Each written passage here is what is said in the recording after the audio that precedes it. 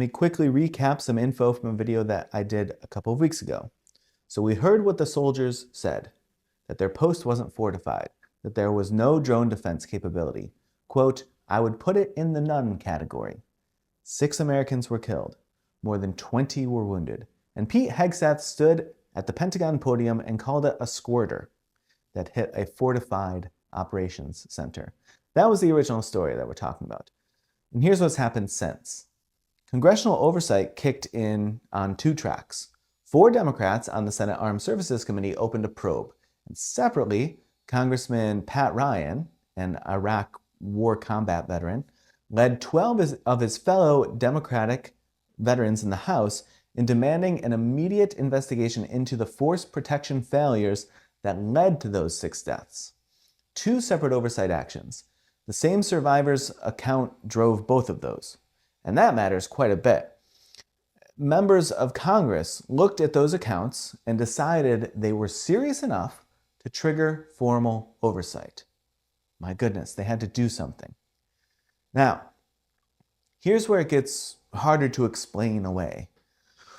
One of the soldiers told CBS News that they'd seen intelligence showing the post was on a list of potential Iranian targets. Intelligence, a list, potential targets. Troops were still working out of a triple-wide trailer with a thin metal roof and no drone defeat capability.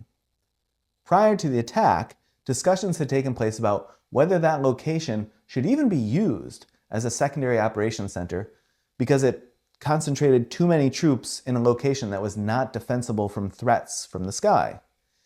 Despite a recommendation that the location should not be used, ground leaders decided to use it anyway. The recommendation existed. Someone said, don't use it. Someone else said, use it anyway. And then 6 people died.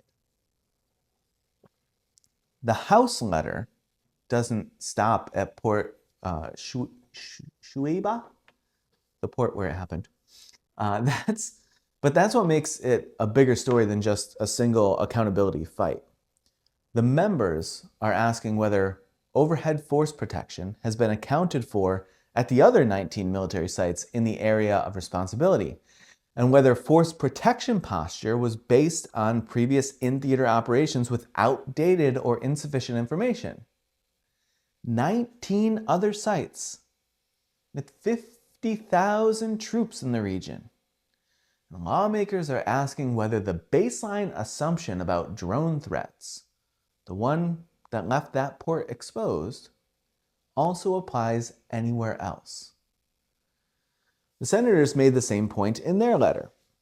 They noted the post had steel-reinforced concrete barriers designed to protect against mortars, rockets, or car bombs. But there were no counter-rocket, artillery, and mortar systems capable of bringing down incoming drones. And that's a doctrine problem that we have that seems to extend beyond that one particular instance. The infrastructure was built for one war, and the enemy has shown up fighting a different one. So the Pentagon's response, the Defense Department, of course, declined to comment, citing an active investigation. And that means there's no corrective action confirmed, no public accounting, and no answer on whether anything changed at similar sites after 6 troops were killed. So either the Pentagon is conducting a rigorous internal investigation that will produce real answers and real changes, and they're staying quiet because the process requires it, or they're running out the clock, hoping the news cycle moves on before anyone has to answer why troops were placed in a potential target with no drone defense capability and a roof that a Shahed drone punched straight through.